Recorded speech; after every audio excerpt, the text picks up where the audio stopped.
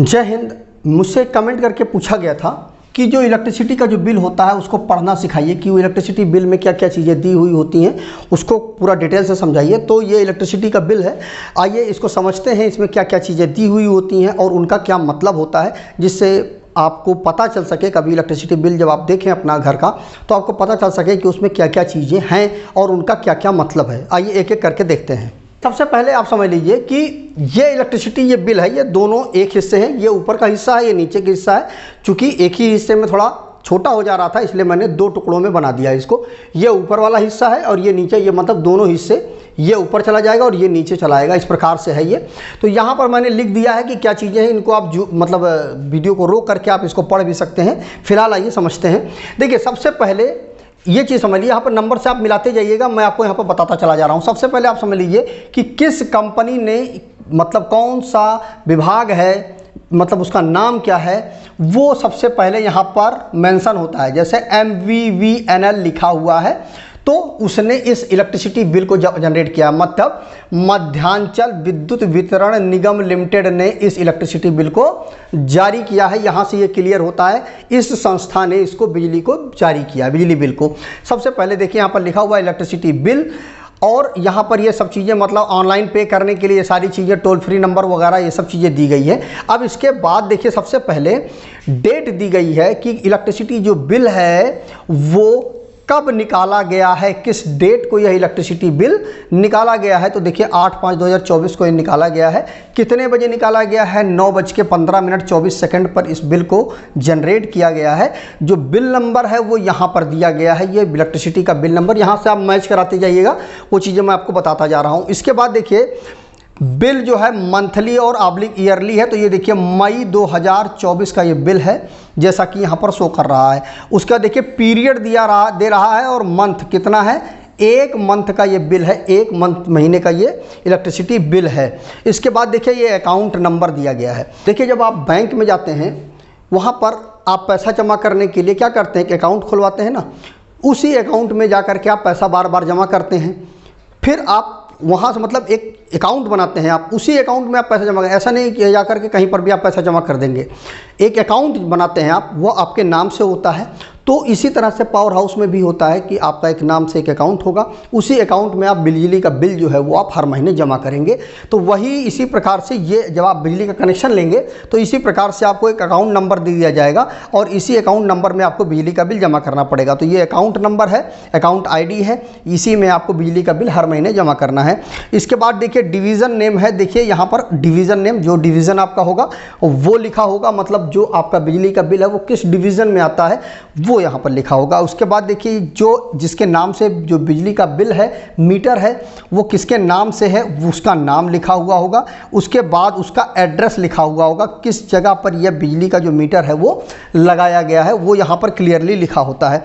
इसके बाद यहाँ पर देखिए लिखा हुआ है मीटर नंबर। मीटर पर भी एक नंबर होता है, यूनिक नंबर होता है। हर मीटर का अपना अलग अलग होता है, किसी मीटर का मैच नहीं करता है, हर मीटर का अपना अलग अलग नंबर होता है।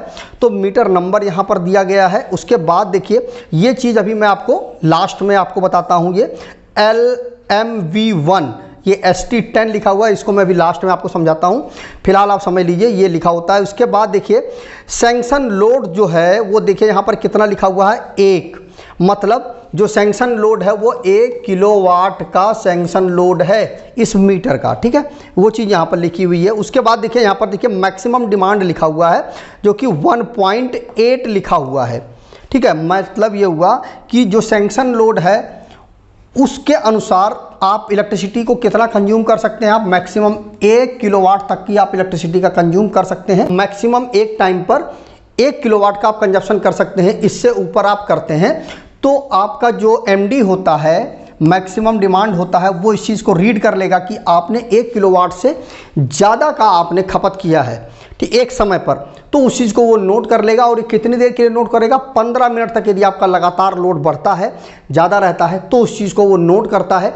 और जब बिजली का बिल निकाला जाता है तो वहाँ पर ये चीज़ शो करता है कि आपने एक समय पर इतना बिजली का कंजप्शन किया था। तो उससे ये हो जाता है कि आपके घर का जो लोड है वो ज़्यादा है, और आपने जो बिजली का जो कनेक्शन लिया है वो कम का लिया है, तो आपका पावर हाउस वाले एक आध बार तो आपका अवॉइड कर देंगे। उसके बाद यदि आपका लगातार हर महीने आ रहा है तो उस कंडीशन पर क्या करते हैं, जो आपके मीटर का जो सैंक्शन लोड है उसको बढ़ा देंगे, 2 किलोवाट कर देंगे। तो इस प्रकार से वो कर सकते हैं। तो जैसे यहाँ पर देखिए दिया गया 1.8 लिखा हुआ है, मतलब 1 किलोवाट का तो जो सैंक्शन है वो तो है, लेकिन जो कंजप्शन है वो 1.8 मतलब लगभग 2 किलोवाट का कंजप्शन किया गया है।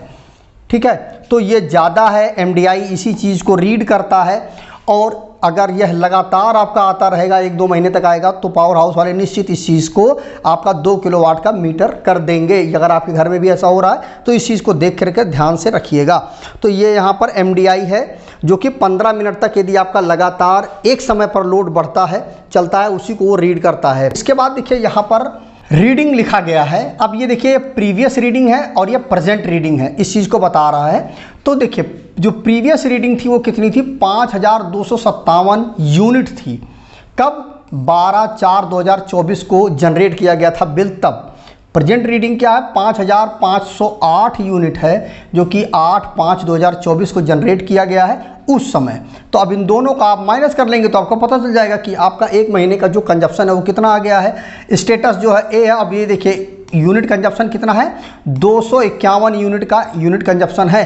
आप इसमें से इसको जब आप माइनस करेंगे तो 251 ही आएगा। ठीक है, तो 251 यूनिट एक महीने में खपत किया गया है। उसके बाद जो बिल बेसिक है वो ओके है, मतलब आपका बिल ठीक है, कोई दिक्कत नहीं है। ग्रॉस बिल कितना जनरेट हुआ, 2003 रुपये 86 पैसे जनरेट हुआ। इसमें जो सब्सिडी है वो 190 रुपया 50 पैसा दिया गया है, जो पावर हाउस की तरफ से दिया गया है। इसके बाद जो आपका नेट करंट बिल है वो 1813 रुपया 36 पैसा जनरेट हुआ है।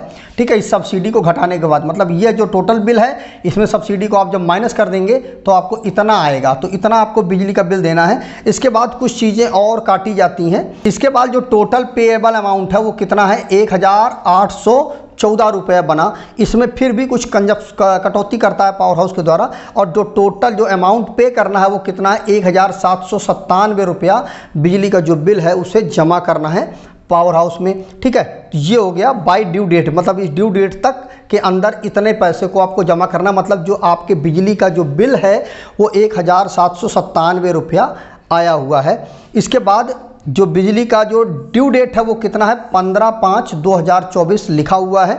इस डेट तक आपको बिजली का बिल जमा कर देना है। उसके बाद डिसकनेक्शन डेट, अगर आप बिजली का बिल नहीं जमा करते हैं तो पावर हाउस के द्वारा जो आपका जो कनेक्शन है इलेक्ट्रिसिटी का वो काट दिया जाएगा, वो 22/5/24 तक काट दिया जाएगा। और जो एक्चुअल में जो आपका इलेक्ट्रिसिटी का बिल आया वो इतना आया। तो इस प्रकार से आप समझ सकते हैं। इसके बाद अब हम इस चीज़ को समझते हैं, ये LMB 1/10 का क्या मतलब है। देखिए पहली चीज़ समझ लीजिए कि यहाँ पर देखिए क्या लिखा हुआ है, LMB, यहाँ पर देखिए LMB 1 लिखा हुआ है। ठीक है, ये देखिए LMB 1 लिखा हुआ है। तो LMB 1 का मतलब होता है घरेलू कनेक्शन है आपका। ठीक है, आपका जो मीटर का कनेक्शन है वो घरेलू है। 1 का मतलब ये है। अब ये 10 तक होता है। 10 तक का क्या मतलब है वो भी समझ लेते हैं। इसमें सबसे पहले 1 का तो आप समझ गए घरेलू कनेक्शन है। अगर 2 लिखा हुआ है तो वाणिज्यिक कनेक्शन है। 3 लिखा हुआ है तो सार्वजनिक लैंप है, आपका सार्वजनिक कनेक्शन है। 4 लिखा है तो सार्वजनिक एवं निजी संस्थान के लिए है कनेक्शन ये। 5 लिखा हुआ है सिंचाई के लिए है और निजी ट्यूबवेल के लिए है कनेक्शन।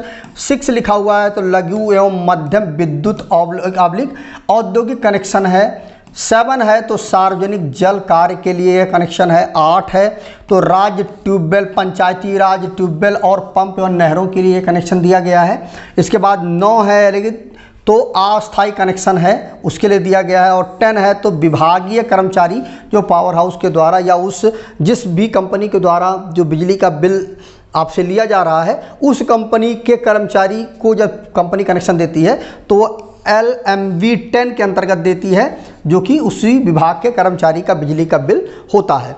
तो इस प्रकार से आप अपने बिजली के बिल को समझ सकते हैं, या कोई भी बिजली का बिल होगा सेम इसी तरह से निकाला जाता है।